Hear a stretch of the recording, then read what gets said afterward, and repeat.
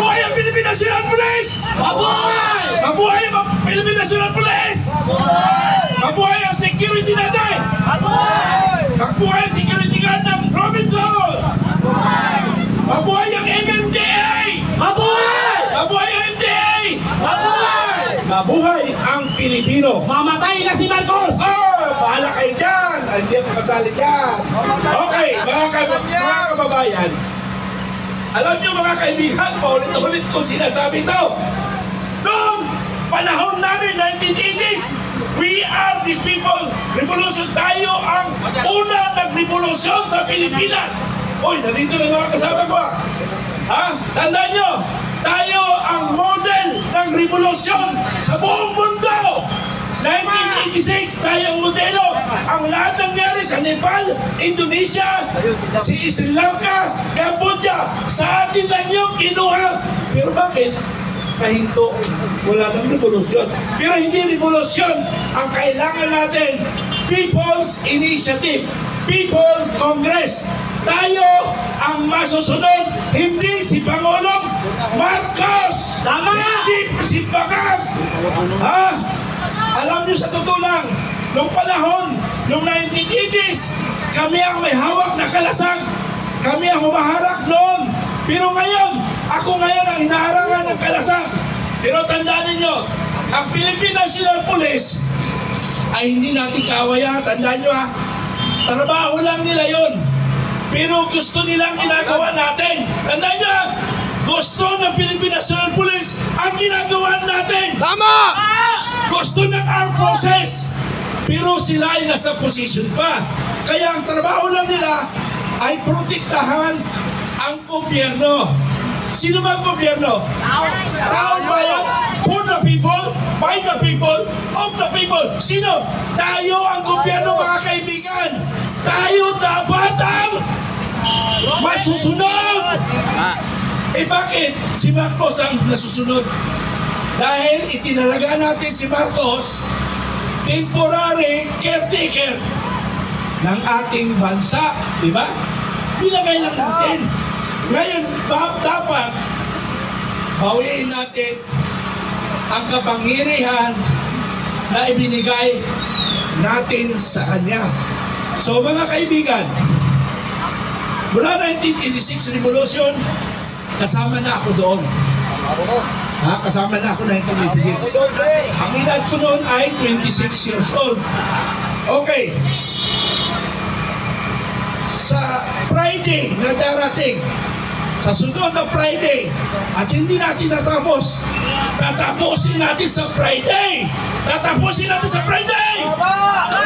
Tandaan ninyo, itignan nyo, sambayan ng Pilipino, tandaan nyo ang oras na ito. Tandaan nyo ang oras na ito. Ano bang oras ngayon? Tingnan nyo, pakitingnan nyo ang oras. Alas 4! Alas 4! Alas 4 in punto. Itandaan nyo sa inyong kalendaryo ang sinasabi ni General Mitran, Filipino Guerrilla Forces, Retired Colonel Army, Ranger from the Ranger and Special Forces. Ito ang sasabihin ko sa inyo. Hindi na ako magsasalita pagkatapos ng last Friday.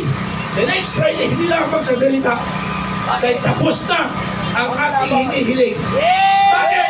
Palakpak kayo dyan! Palakpak! Palakpak kayo mga kaibigan.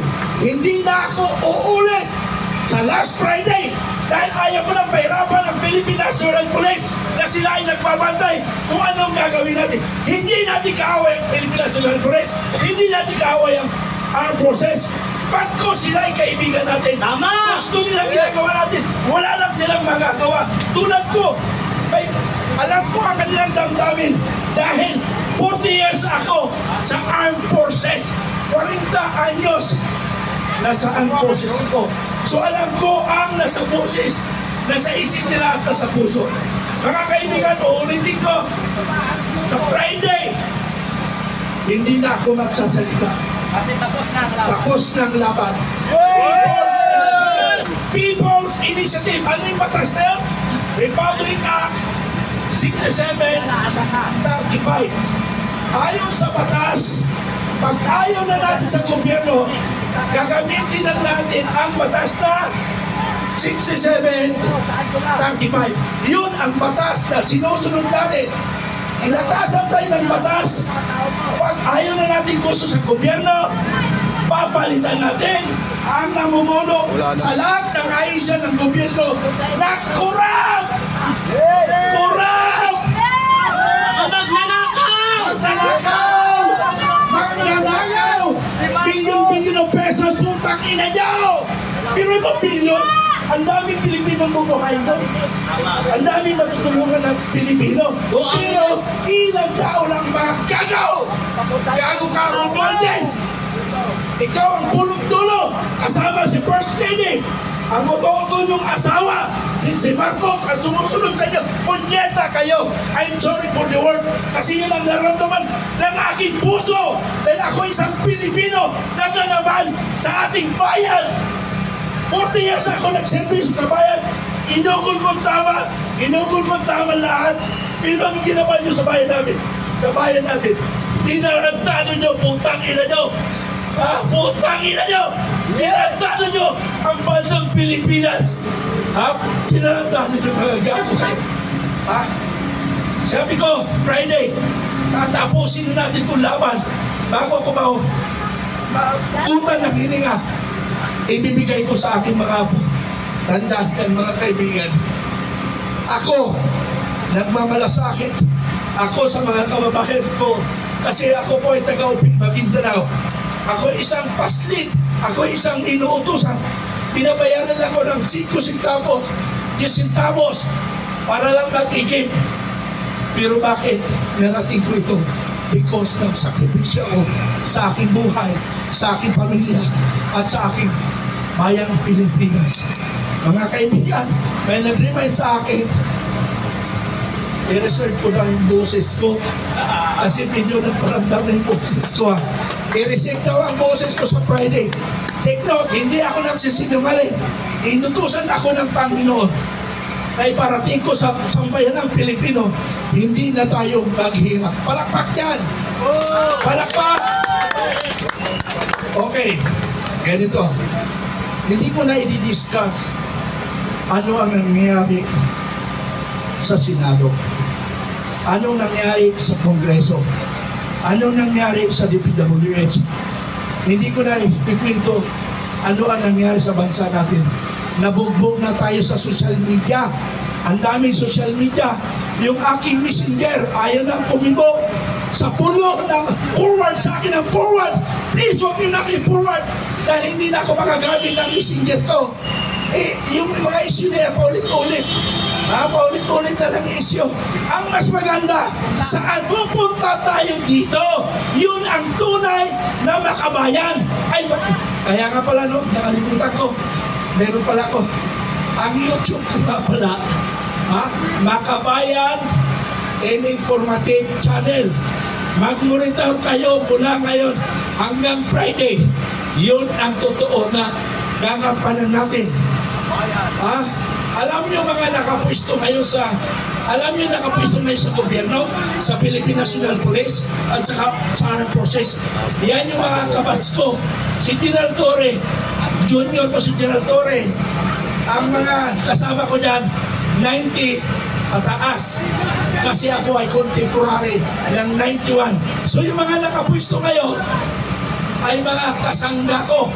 Nakakabangga ko sila sa mga conferences at kilala ko sila.